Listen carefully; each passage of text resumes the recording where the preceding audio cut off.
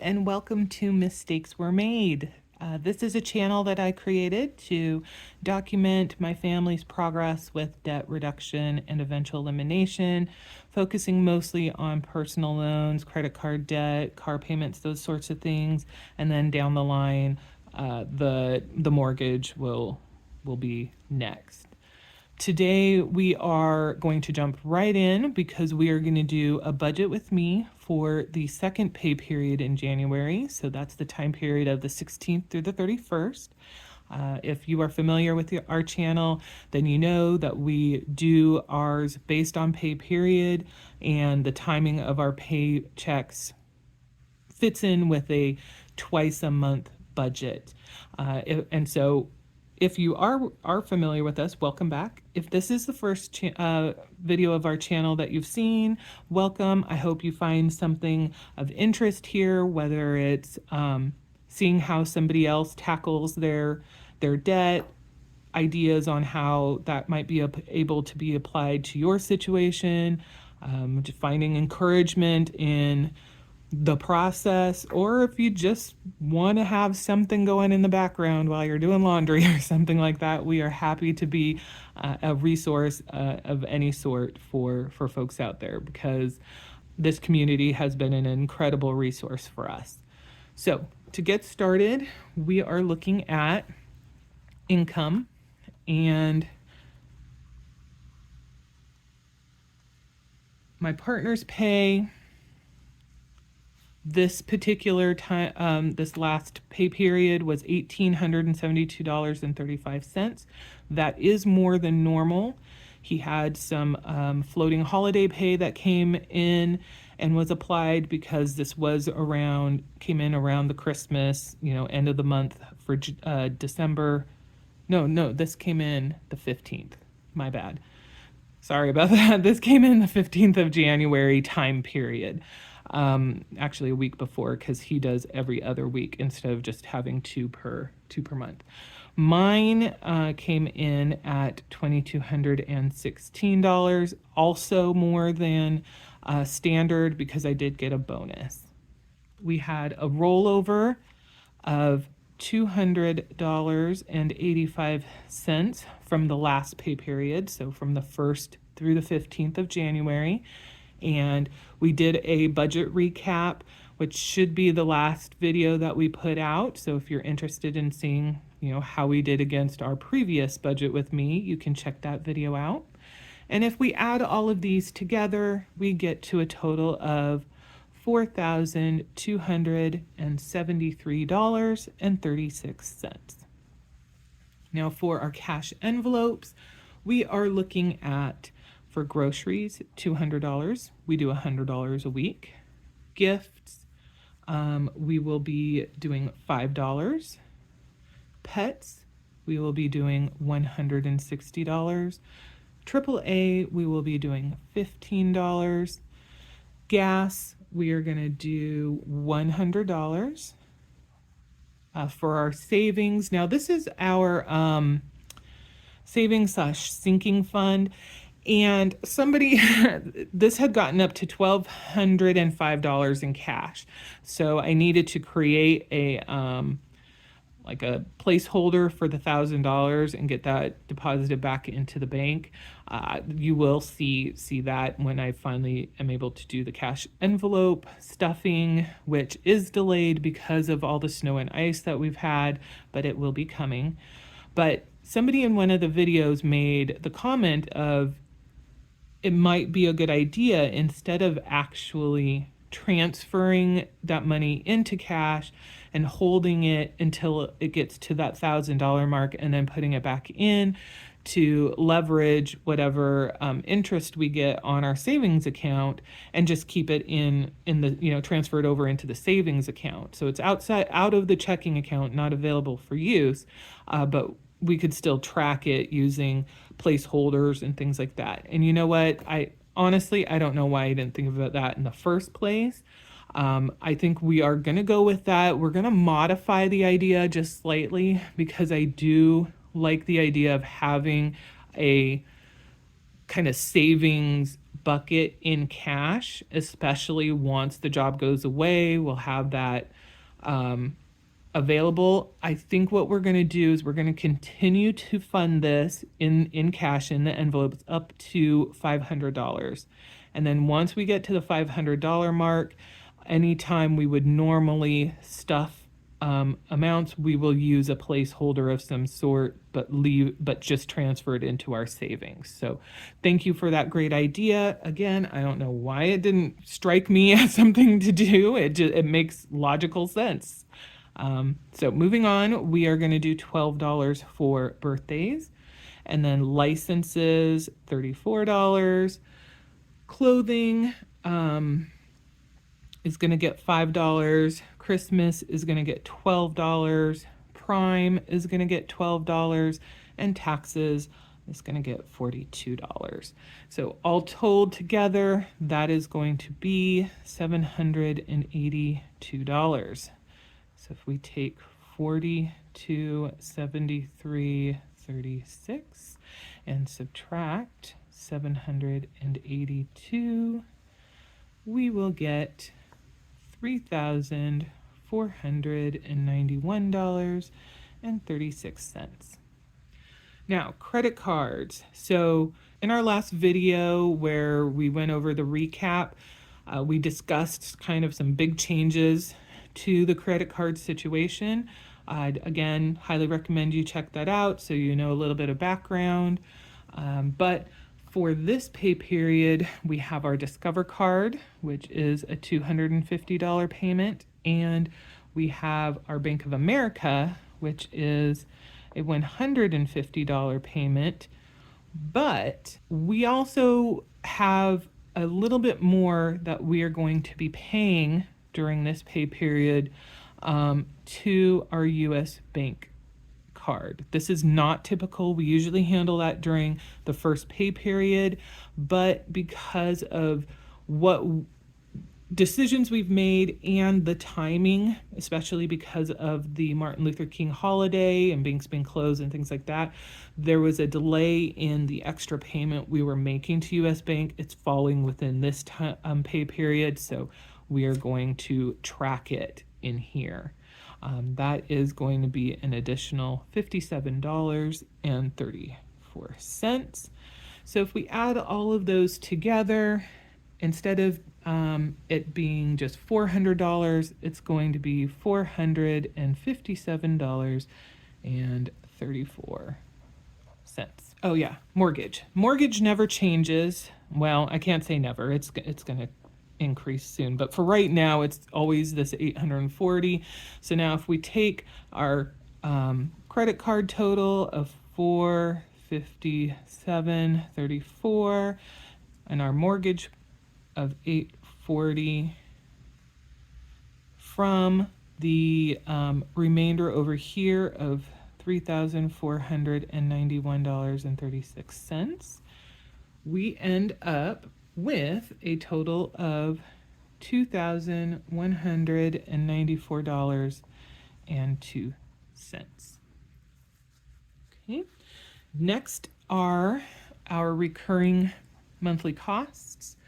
So PGE, typically we do an estimate. This is a utility, same as our water, same as our natural gas. So it's going to fluctuate based on usage.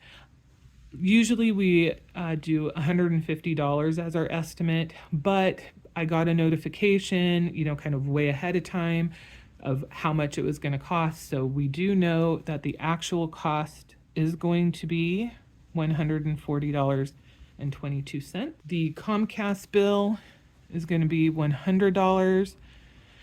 Now, I did get a notification that because we do auto payments and stuff like that, we're supposed to be getting a $10 a month credit. It was supposed to start in January.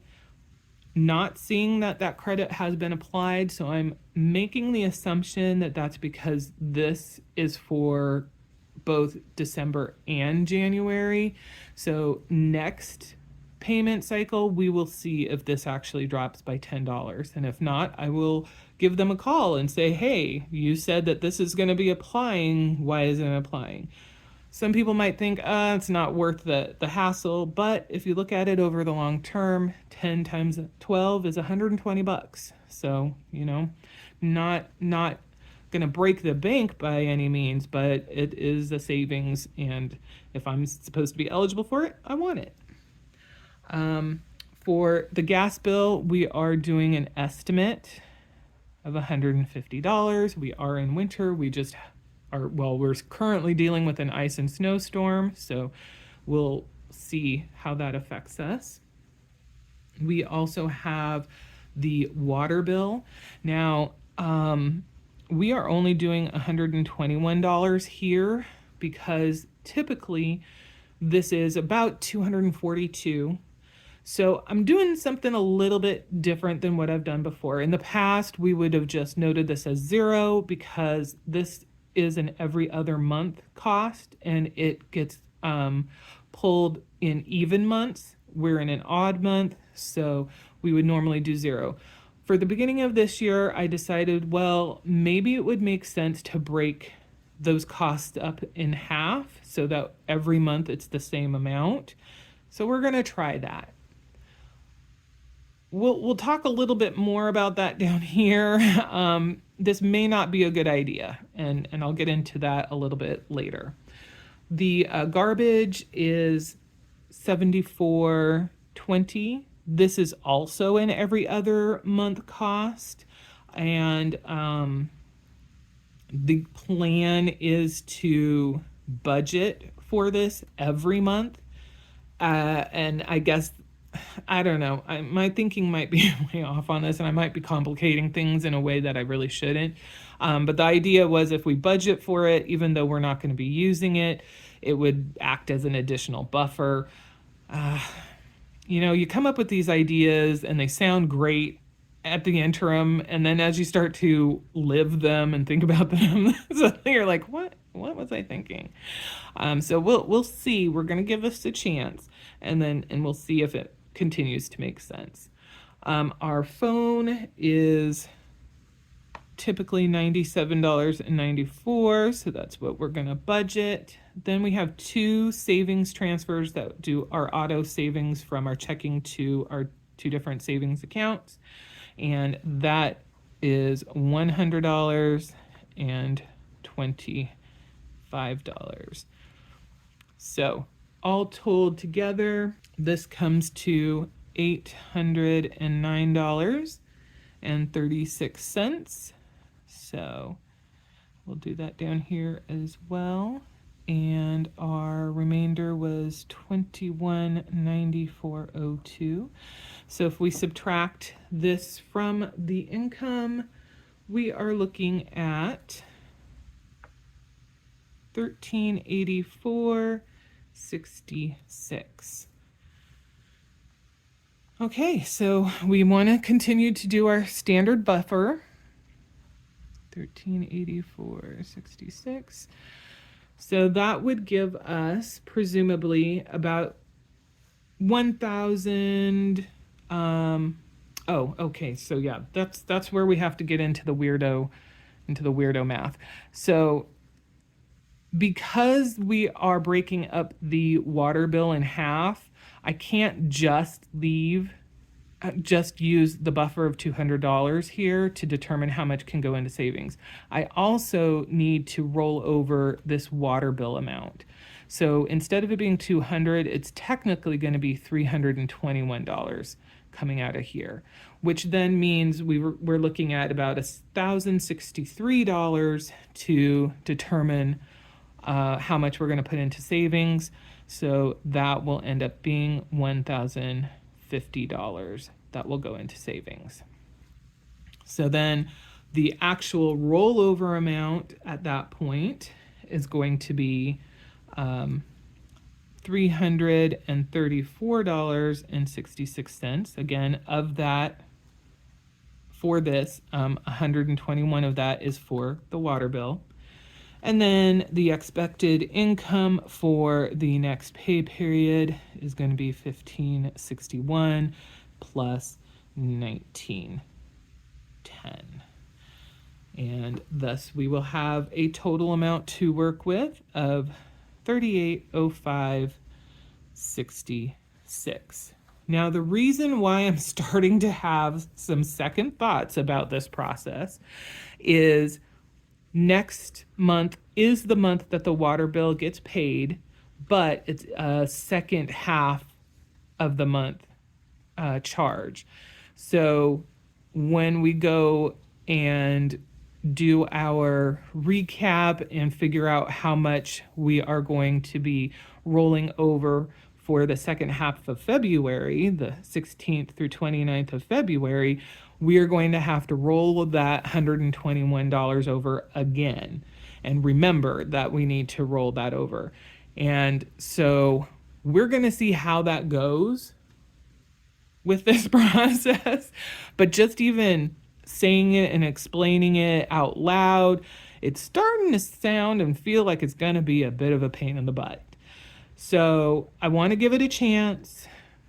We'll see how it works, but we may at the very least be changing this to treat it as the every other month cost that it is, and just make sure we're noting zero for the months that we don't have it as a cost, and then making sure we have the financial coverage for the full amount in the months that there is a cost.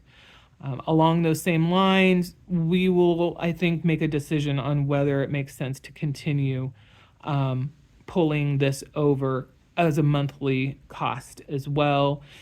This one's a little less difficult. Actually, honestly, I guess we wouldn't be doing this right if we didn't roll this amount over to, I mean, it'd get pulled into our savings if we're not actually using it. So again, this might be another useless step of charging it in the months that it's not actually due. So yeah, like I said, sometimes ideas sound or seem like they're superb, they're great, they're going to work out and make things easier. And in the end, they actually make life much more difficult. So we will get through this in through the February pay period and pay terms and see how it actually goes in reality. And there's a great chance that come March, this process will not be up and running. But that's what our budget is looking like for the second half of January. As I mentioned, we do have a cash stuffing video that will be coming. Actually, my partner is finally, we have gone nowhere in the last week and a half. And by that, I mean, we have not left the house. It's not just that we haven't gone out and about to do fun stuff. We have not left the house in about a week and a half. So this is the first time we're going to the grocery store, and he was kind enough to pop over to the bank so that I didn't have to do that. Because technically I'm supposed to be working right now. I am taking a break to do this real quick. So I haven't had the ability to do the cash envelopes in the time frame that I normally would do, which would be before we actually put all of this together for doing the videos, so then I can do that video next. But we should be able to do that soon. It'll be coming. It'll just be a little bit delayed. Whew. All right. So keeping in mind that I do need to cut this short because my break, I am about 5 minutes over. I'm just going to say a very quick thank you for watching. If you have any questions, suggestions, ideas, as usual, please drop them down in the comments. I do my best to read them all and respond to them all in some way. If I do happen to miss yours, I apologize. It really does depend on what the YouTube kind of back screens show me as the comments that are available for me to reply to. And I don't know that it's always 100% accurate. But I do appreciate the time people take, not just to comment, but to watch just in general. And as I mentioned in our last video, I am blown away that we have 500 people who were interested enough in our journey and what we're doing to subscribe. So thank you all very much.